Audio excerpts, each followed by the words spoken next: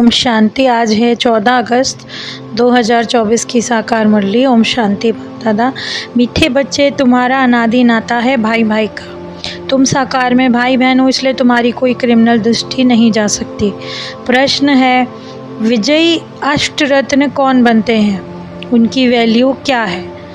जिनकी मनसा में क्रिमिनल ख्यालात नहीं रहते, पूरी सिविल आई हो, वही अष्टरत्न बनते हैं, अर्थात कर्मातीत अवस्था को पाते हैं।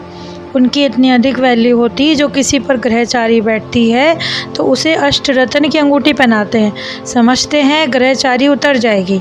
अष्टरत्न बनने वाले दूरदेशी बुद्धि होने के कारण भाई भाई की स्मृति में निरंतर रहते हैं। ओम शांति। बच्चे जानते हैं कि हमारा नाम है ब्रह्मा कुमार कुमारियाँ, तो सिद्ध होता है कि अडॉप्टेड चिल्ड्रन है, एक ही बाप के बच्चे हैं। बहुत सारे चिल्ड्रन होते हैं, तो प्रजापिता ब्रह्मा के हैं और परमपिता शिव के हैं, तो ज़रूर आपस में कनेक्शन है, यानी रूहानी बच्चे।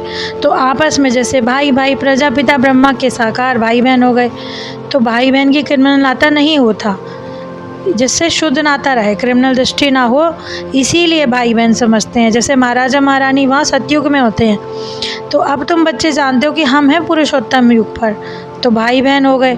तो ये दुनिया को पता ही नहीं कि हम अभी पुरुषोत्तम युगी भी के हैं, तो ब्राह्मण कुल के हैं। अब तुम कह सकते हो कि हम प्रजापिता की संतान हैं, तो एक ही बाप के बच्चे हैं। हम आत्माएं तो अनादि हैं, मतलब परमपिता परमात्मा की अनादि संतान है। सब में पर प्योरिटी है, लेकिन प्योरिटी सीख रहे हैं संगम पर। सत्युग कलयुग को तो बहुत लोग जानते हैं, फिर युगे युगे कह दिया। अब बच्चों की बुद्धि में होना चाहिए कि सत्युग तो आना ही है, जिसके लिए पुरुषार्थ कर रहे हैं। कभी कभी पवित्र होते होते पतित बन जाते हैं, मतलब जब हमारा टाइम होता है तो कभी कभी वास्तव में अमृत छोड़कर विष खाते हैं। तो परंतु गायन भी है कि जब अमृत बांटा तो असुर छिप कर बैठ गए। इसी तरह फिर उनका क्या हाल हुआ, ये समझ की बात है। इसलिए कहते हैं ना कि वो पत्थर बने। अब मनुष्य पत्थर बुद्धि बन गए, पारस बुद्धि बनाते हैं बाप। शास्त्रों में भी लिख दिया है, इंद्र सभा जहाँ पुखराज परी किस्म किस्म की परियां दिखाते हैं, तो किसी की वैल्यू कहीं कम होती है, किसी की जास्ती। तो नवरत्न की अंगूठी जो बनाते हैं उसमें एक हीरा, पन्ना, माणिक, तो रात दिन का फ़र्क है, क्योंकि उनकी वैल्यू ही अलग अलग होती है। इसी तरह बच्चे जानते हैं कौन कौन से फूल हैं। ब्राह्मण या पंडे बनकर आते हैं, तो जो कोई अच्छा फूल होता है वो स्टूडेंट भी अच्छे होते हैं। तो सिखलाने वालों से भी कई बार गुण अच्छे निकल आते हैं, कोई कोई किसी में कोई विकार। तो बाप जानते हैं कि फेवरेट पंडा मनपसंद ये है कि जिज्ञासु जिन्हें ले आते हैं। सिखलाने वाले माया के भी आके उसमें चले जाते हैं, यानी जिसने किसी को सिखलाया खुद क्रिमिनल आई हुई और खुद विकार में। इसलिए बाबा ने बोला जांच करनी चाहिए। कर्मातीत अवस्था तक आते आते अपनी जांच करो। और कुछ बच्चे लिख दे, बाबा अब कशिश तो बहुत होती है, परंतु अभी पक्के नहीं हुए हैं। तो एकदम जब तक सिविल आई ना बन जाए तब तक पुरुषार्थ करते रहना है। इसी को कर्मातीत अवस्था कहते हैं। बड़ी भारी मंजिल है। फिर भी देखो कितनी वंडरफुल बात है कि 8 रत्नों की भी माला होती है। बच्चे तो कितने ढेर हैं, फिर भी उसके बीच में जिनको इतना बनाते हैं रत्न, उनको हीरा जो शिव बनाते हैं उसके बीच में लगाते हैं, यानी 8 रत्न की अंगूठी के बीच में हीरा शिव। पहले थी वृक्षपति यानी बृहस्पति की दशा, जब भी तो सतयुगी थे, अभी राहु की दशा चल रही है। तो हमारे पर बरोबर जब हम विश्व के मालिक थे तब थी बृहस्पति दशा, अभी तो नहीं है। अभी तो कौड़ी मिसल बन गए।